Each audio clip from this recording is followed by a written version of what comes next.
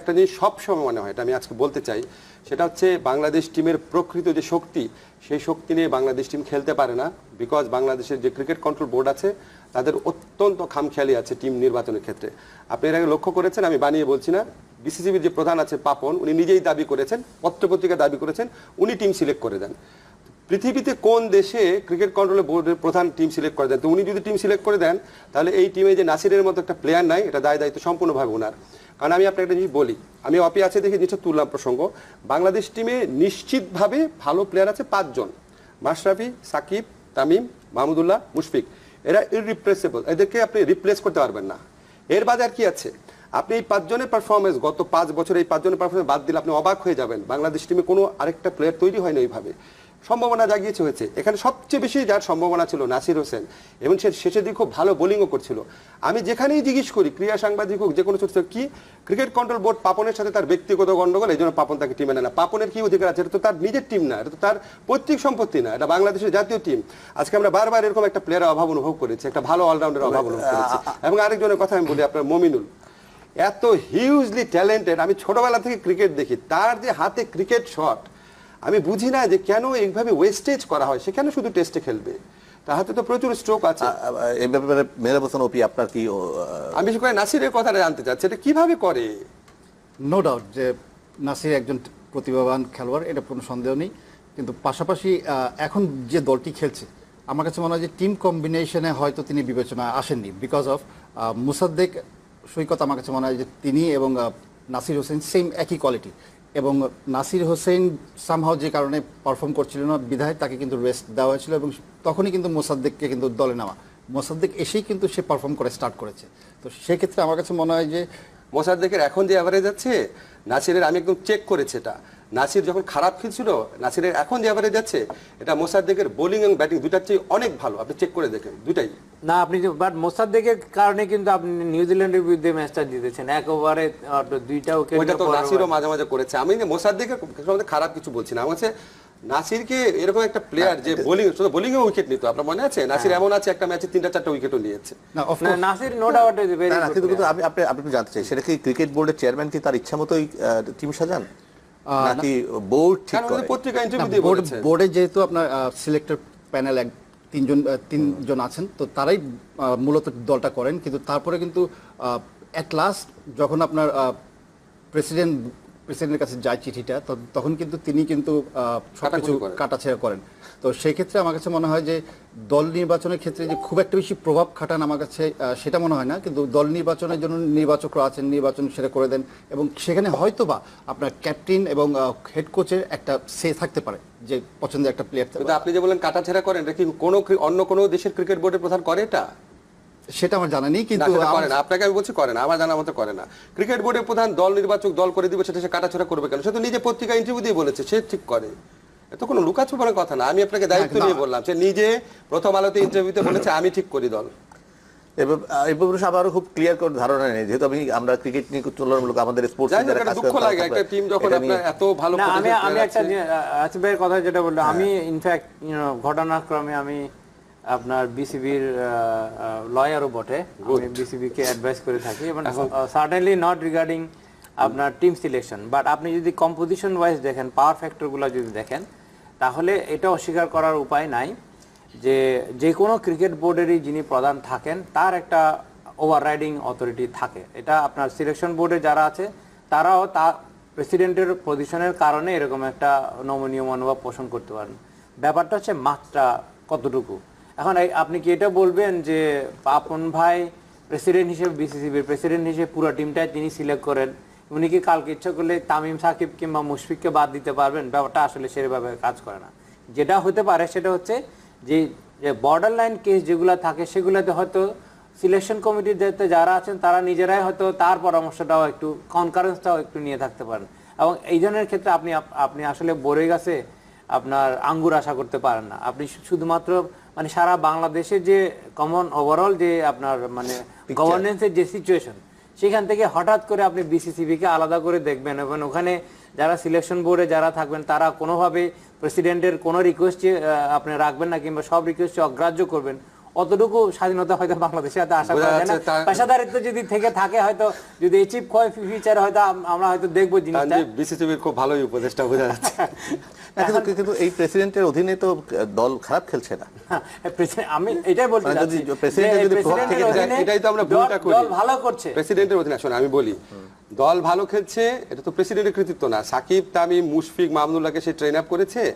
আমরা যেটা বলি আমরা যখন বাংলাদেশের উন্নতির চিত্রের কথা বলি আমরা তখন বলি কি বাংলাদেশ উন্নতি করছে কিন্তু দুর্নীতি না হলে আরো ভালো উন্নতি করতো। এক্স্যাক্টলি একইভাবে বাংলাদেশ ক্রিকেট টিম ভালো খেলছে কিন্তু পাপনদের এরকম অন্যায় খবরদারিত্ব না থাকলে আরো ভালো করতো। আপনি খেয়াল করে দেখেন মাহমুদুল্লাহর মতো প্লেয়ারকে খালেদ মাহমুদ সুজন বাংলাদেশে ওয়ানডে টিম থেকে বাদ দিয়ে এই দিচ্ছে। জায়গায় আমি একটা পয়েন্ট দিয়ে রাখতে চাই এটা আসিফুল কিভাবে ভাই, সেটা হচ্ছে সম্ভব? যে যেহেতু তাদের পক্ষে ডাইরেক্টলি না, কেউ ভিন্ন আসিফ মত ভাই যে পোষণ করার লোক নেই, কার্যকরণের কথা আপনি বলতে বলছে। পারেন কিন্তু ওই দায়িত্ব আমি নিচ্ছি না কিন্তু।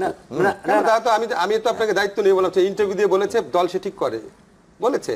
এবং খালেদ মাহমুদ সুজন যখন মাহমুদুল্লাহকে ফেরত পাঠাচ্ছিল ওয়ানডে টিম থেকে তো বাদ দেওয়ার কথা বলেছিল তখন উনি গিয়ে পাকিস্তানে গিয়ে মাহমুদুল্লাহ ওখানে ভালো একটা রোল রেখেছে, মাহমুদুল্লাহকে টিমে রেখেছে। মাহমুদুল্লাহর মতো প্লেয়ার যার সম্পর্কে পৃথিবীর শ্রেষ্ঠতম কমেন্টেটর হতবাক হয়ে বলে যে এত ভালো একটা প্লেয়ারকে কেন 6 নম্বরে খেলানো হয়, তাকে টিম থেকেই বাদ দিয়ে দিয়েছিল, বাংলাদেশে পাঠানোর টিকিট দিয়ে দিয়েছিল। তখন পাপন নিজে বললো না সে পাকিস্তানে গিয়ে নিজে এটা ইন্টারভিউ করে তারপর তাকে দলে রাখলো। এখন এই প্র্যাকটিসটা খারাপ। দেখেন এটা পাপনের তার অনেক যোগ্যতা থাকতে পারে, আমি বলি কি তানজিব গভর্নেন্সের কথা বলে সেটাও থাকতে পারে, কিন্তু একটা জিনিস খেয়াল করে দেখবেন ক্রিকেটটা বাংলাদেশের 16 কোটি মানুষের একটা আবেগ অনুভূতি জড়িত হয়ে যায়। কারণ আমরা কোথাও ওইভাবে জিততে পারি না, আমরা অনেক বড় বড় কথা বলতে পারি। আপনি যদি অন্যান্য স্পোর্টসে দেখেন বাংলাদেশ মানে ফুটবলে 200তম টিমের কাছাকাছি, ঠিক না? ওটা তো ইন্ডিয়াও তো ক্রিকেট ছাড়া আর কিছুই পারে না। ঠিক আছে বাট ইন্ডিয়া ক্রিকেট ক্ষেত্রে এরকম খবরদারিত্ব হয় না, ওখানে অনেক ট্রান্সপারেন্সি আছে। আমাদের মনে আছে না, ওখানে আরো বেশি। আলমিয়ার বহু কাহিনী তো আমরা শুনেছি। আমি টিম সিলেকশনের কথা বলছি, ওইটা হতে পারে, ওইখানে টাকা পয়সা নিয়ে অনেক কিছু হয়। না টিম সিলেকশন টিম সিলেকশন ঠিক আছে ইন্ডিয়া যদি হয়ও, আমার কথা হচ্ছে কি না, আমি ইন্ডিয়াকে উদাহরণ হিসেবে ব্যবহার করতে চাই না। আমার শুধু মনে আছে যখন সৈয়দ আশরাফুল হক, সাবের হোসেন চৌধুরীর মতো লোকেরা ক্রিকেট কন্ট্রোল বোর্ডের দায়িত্বে ছিলেন, আমরা এই ধরনের কথা শুনতাম না। আমরা মোস্তফা কামালের সঙ্গে প্রথম শোনা শুরু করি, পাপন সাহেবের সঙ্গে অনেক বেশি শোনা যায়। আমার সাথে তার কোনো ব্যক্তিগত শত্রুতা আছে? উনি আমাদের একজন, মানে আমাদের কাছে মনে হয় কি আপনি এটা কি করতেছেন আপনার। আমি যখন জিজ্ঞেস করি বলে কি যে তার সাথে নাসির হোসেনের ব্যক্তিগত গন্ডগোল এজন্য তাকে টিমে নেয় না। আপনি বিশ্বাস করে আমি আপনাকে অনেস্টলি বলছি, আমি কয়েকজনের মুখে কথা শুনেছি, তখন আমার বলছে আরে এটা কি ধরনের ব্যাপার। এই ছেলেটা আপনার এই লাস্ট যে লিগটা হলো দেখেছেন আপনি খেয়াল করেছেন, তাকে কেউ আউটই করতে পারে না। প্রথম আলো শিরোনাম ছিল নাসিরকে কেউ আউটই করতে পারছে না, এটা হলো শিরোনাম। আপনি যদি ফর্মের কথা বলেন, ধরেন সৌম্য সরকারও তো বেশ কিছুদিন যাওয়া খারাপ খেলছে, সাব্বিরও তো কিছুদিন খারাপ খেলছে, তো আপনি একটা সেটেল প্লেয়ারকে ফর্ম খারাপ হওয়ার সুযোগ দিবেন না? আপনার পৃথিবীর শ্রেষ্ঠতম বিরাট কোহলি আপনার ইয়ের সাথে এই খেলার পরে হয়তো নতুন করে পর্যালোচনা হবে, নতুন করে টিম সিলেকশন হবে, সেটা আমার কাছে মনে হয় আমাদের ক্রিকেটার মেহরাব হোসেন অপির সঙ্গে আপনার বক্তব্য শেষ করার আগে আমরা বিরতিতে গিয়েছিলাম। আপনি যে বলছিলেন যে সেক্ষেত্রে টিম রিঅর্গানাইজের একটা কথা বলছিলেন যে না, আমি মনে করি ওই যে গভর্নেন্সের প্রসঙ্গ আসলো না, দেখেন এটা সত্যি বাংলাদেশে অনেক ক্ষেত্রে গভর্নেন্সের প্রবলেম আছে, কিন্তু অনেক ক্ষেত্রে গভর্নেন্সের প্রবলেম থাকে কি, ধরেন আমি যদি গুড গভর্নেন্স দিতে চাই এটা খুব কমপ্লিকেটেড, বা আমি যদি ধরেন ঢাকা ইউনিভার্সিটিতে আমি গুড গভর্নেন্স দিতে চাই, আমি যদি ভিসি হয়ে গুড গভর্নেন্স দিতে চাই, সব দলকে মিছিল করতে দিলাম, আমার অস্তিত্ব বিপন্ন হতে পারে। কিন্তু ক্রিকেট কন্ট্রোল বোর্ডে যদি আপনি গুড গভর্নেন্স দেন তাহলে তো আপনার কোনো প্রবলেম হওয়ার কথা না, আপনার আরও সুনাম হওয়ার কথা, দেশের ভালো হওয়ার কথা। কিছু কিছু জায়গা আছে যেখানে আপনি গুড গভর্নেন্স দিতে না পারার কোনো কারণ নাই। তো এখানে আমরা তো বিরতির সময় আলাপ করছিলাম যে বিসিসিবি প্রধানের পদটা কিন্তু ক্রীড়ামন্ত্রীর চেয়ে অনেক বড় পদ। সেখানে আমরা ওনার কাছ থেকে আশা করি যে উনি একটা ওনার চাকরির যে ব্যাকগ্রাউন্ড আছে, উনি একটা কর্পোরেট হাউসে ভালো কাজ করেছেন, আমরা আশা করি উনি একটা গভর্নেন্স প্রতিষ্ঠা করবেন। নির্বাচক মন্ডলীর উপর যদি আস্থা না থাকে আপনি নির্বাচন উনি বাদ দিয়ে দেন। আমাদের এখানে যে একজন নির্বাচক ছিল আপনার ফারুক সাহেব, আমার কাছে খুবই ভালো লাগতো তাদের টিম সিলেকশন। আপনি তো এরকম পকেট কমিটি করতে পারেন না, এটা তো হয় না, এটা তো এখানে তো কোনো পলিটিক্সের ব্যাপার নাই। এখানে আমরা যেটা চাই সেটা হচ্ছে ধরেন আমি কারো কাছ থেকে শুনতে চাই না যে নাসির দলে খেলছে না কেন, কারণ বোর্ড প্রেসিডেন্ট পছন্দ করে না। আমরা দেখতে চাই না মাশরাফির মতো প্লেয়ারকে অপমানজনক ভাবে টি-20 থেকে বাদ দেওয়া হয়। আমরা দেখতে চাই না মাহমুদুল্লাহর মতো প্লেয়ারকে একদিনের টিকিট ধরায় দিয়ে বাংলাদেশে যেতে হয়। এদেরকে যখন অপমান করে তখন আমাদের মনে হয় এত ধৃষ্টতা তারা পায় কোত্থেকে। আজকে মাশরাফি মাহমুদুল্লাহ আছে দেখে তুমি পাপন হয়েছে, ঠিক না? সংবাদ শিরোনামগুলো একটু দেখে আসি ইন্ডিভিজুয়াল প্লেয়ারদের পারফরমেন্স নিয়ে কিছু কথা বলার জন্য, কিন্তু তার আগে যেতে চাই ডক্টর আসিফ নজরুল্লাহ আপনার কাছে। আপনি খেলা তো দেখতে বসেছেন, আমরা সবাই প্রচন্ড আবেগ নিয়ে খেলা দেখতে বসেছিলাম। এখানে যুক্তির থেকে যেমন কাজ করেছিল, যুক্তির পাশাপাশি আবেগও প্রচুর কাজ করেছিল। খেলা শেষে আপনার ফিলিং কি? খেলা শেষে আমার একটা ফিলিংসে হয়েছে, আমি মনে করি বাংলাদেশ ক্রিকেট টিম আমাকে এবং বাংলাদেশের সমস্ত মানুষকে, তানজিবকে, আপনাকে, সবাইকে বহুবার তারা আমাদেরকে অসীম আনন্দে দিয়েছে, অত্যন্ত গর্বিত করেছে, সম্মানিত করেছে। তো তারা কোনো একদিন খারাপ খেলতেই পারে। এবং আপনি দেখেন, আপনি যদি ইংল্যান্ডের পারফরমেন্স তুলনা করেন, ইংল্যান্ড নিজের মাঠে যেভাবে নাস্তানাবুদ হয়েছে, তো হতেই পারে ক্রিকেট একদিনে। এবং আমি অপি আর সাকিবের কথা প্রসঙ্গে আমি বলতে চাই, সাকিব একটা জিনিস বোধহয় পয়েন্ট আউট করেছে, সাকিব খুবই বুদ্ধিমান মানুষ, শুধু প্লেয়ার না, মানুষও। বাংলাদেশে সেমিফাইনাল খেলার কোনো অভ্যাস নাই। মানসিক দৃঢ়তা থাকতে পারে, অভ্যাস তো নাই, কোনোদিন তো অভ্যাস তো নাই, এটা অবশ্যই ম্যাটার করে। আজকে আমি জানি না বাংলাদেশের দলের যে বডি ল্যাঙ্গুয়েজ, সেটা কিন্তু আমার কাছে মনে হয় না যে প্রচণ্ড কনফিডেন্ট মনে হয় নাই। আরেকটা ব্যাপার হচ্ছে কি, দেখেন আমরা প্রথমে অপি বললো যে প্রথম একজন আউট হয়ে গেছে সৌম্য, একজন আউট হলে বাংলাদেশ টিম রিকভার করতে পারে। আমার কাছে প্রথম সেটব্যাক মনে হচ্ছে আমরা টসে হেরেছি না অপি? এটা একটা বিরাট ফ্যাক্টর। এটা এখানে যারা কমেন্টেটর ছিল তারা বারবার বলছিল, এইখানে মাঠে পরে যারা বোলিং করে তারা কোনো সুইং পায় না। আপনি দেখেন মুস্তাফিজের মতো বোলার, তার বোলিংয়ে কিছুই ছিল না প্রায় ধরতে গেলে। তো এই ডিসঅ্যাডভান্টেজ নিয়ে আমরা শুরু করেছি। এবং আমাদের এটা মাথায় রাখতে হবে, ইন্ডিয়া হচ্ছে 1 নাম্বার টিম, আমরা হচ্ছে 6 নাম্বার টিম। আমি ভেরি প্রাউড অফ বাংলাদেশ, সবসময় ছিলাম। আমি সবসময় বিশ্বাস করি বাংলাদেশের রাজনীতিবিদরা, বাংলাদেশের ইউনিভার্সিটি শিক্ষকরা, বাংলাদেশের আইনজীবীরা, বাংলাদেশের সাংবাদিকরা কেউই আমাদেরকে আন্তর্জাতিকভাবে এত বেশি সম্মানিত করে নাই যতটা আমাদের ক্রিকেটাররা করেছে। সো আমি সবসময় দলের বিপর্যয়ের সময় আমি আরো স্ট্রংলি ফিল করি তাদের জন্য। এবং আমাদের জাতীয় ঐক্যের যদি একটা প্রতীকের কথা বলা হয়, জাতীয় ঐক্যের, জি, সার্টেনলি আমাদের ক্রিকেট, সার্টেনলি আমাদের ক্রিকেট। তানজিব, আপনার কি অ্যানালিসিস?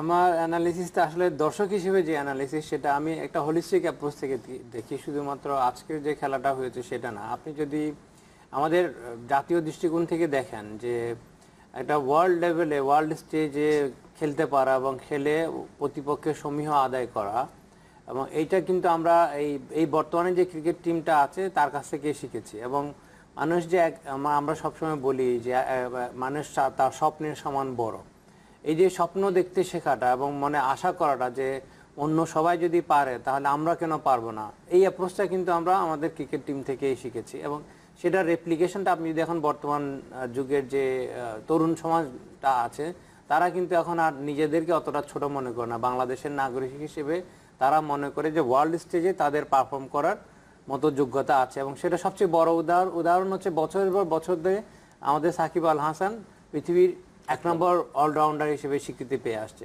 তার মানে হচ্ছে যে আপনি যদি আপনার কাজটা নিজের জায়গা থেকে ঠিকমতো করেন তাহলে, এবং আপনি যে ডেডিকেশন যদি আপনার থাকে